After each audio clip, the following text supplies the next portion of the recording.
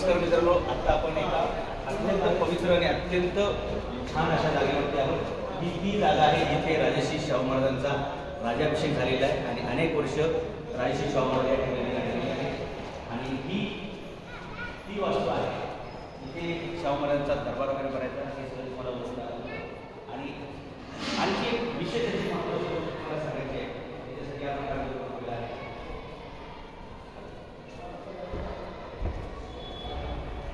शाहू महाराजांचं वजन उंची किती होती त्यानुसार हे पुतळा बनवलेला आहे। शाहू महाराजांनी त्यांच्या आयुष्यामध्ये मारलेली काही शिकार केलेली जनावरं आहेत। या गादीवरती शाहू महाराज बसून त्यांचा राज्याभिषेक झालेला आहे आणि ही ती गादी आहे की ज्या गादीवरती पन्हाळ्याला आल्यानंतर छत्रपती शिवाजी महाराज ज्या गादीवर बसून निर्णय द्यायचे, निवाडे करायचे, आदेश द्यायचे, ती ही गादी आहे। आणि आणखी महत्त्वाचं म्हणजे याच ठिकाणी आणखी एक पवित्र गोष्ट आहे ती तुम्हाला दाखवायची आहे। जेवढे लोक कोल्हापूरला अंबाबाईच्या दर्शनाला येतात त्या सगळ्या लोकांनी किंवा ज्योतिबाला येतात त्या सर्व लोकांनी इथे येऊन दर्शन घेतलं पाहिजे अशी ही जागा आहे। मित्रांनो, हा तो देवारा आहे जो राजर्षी शाहू महाराजांच्या पूजेतला होता आणि राजर्षी शाहू महाराज नित्य ज्या देवाऱ्यातील देवतांची पूजा करायची तो हा देवारा आहे। खूपच व्हिडिओ इथे अंबाबाईची पूजा शाहू महाराज करायचे आणि विशेष म्हणजे तुम्हाला हे जे हाताचा पंजा दिसतोय चांदीचा, मित्रांनो हे शाहू महाराजांच्या आयुष्यामधील अत्यंत महत्त्वाचं काम आहे, ज्यांच्यामुळे छत्रपती शिवाजी महाराजांचा हात कसा होता, शिवाजी महाराजांच्या हातावर रेषा कशा होत्या, शिवाजी महाराजांच्या हाताची ठेवण कशी होती हे जगाला पहिल्यांदा कोणामुळे पाहायला मिळालं तर ते राजर्षी शाहू महाराजांमुळे मिळालं। छत्रपती शिवाजी महाराजांची सिंधुदुर्ग किल्ल्यामध्ये जे हाताचा ठसा आहे त्या ठस्याचं चांदीमध्ये रूपांतर करून शाहू महाराजांनी छत्रपती शिवाजी महाराजांच्या त्या उजव्या हाताच्या पंजाचा ठसा काढून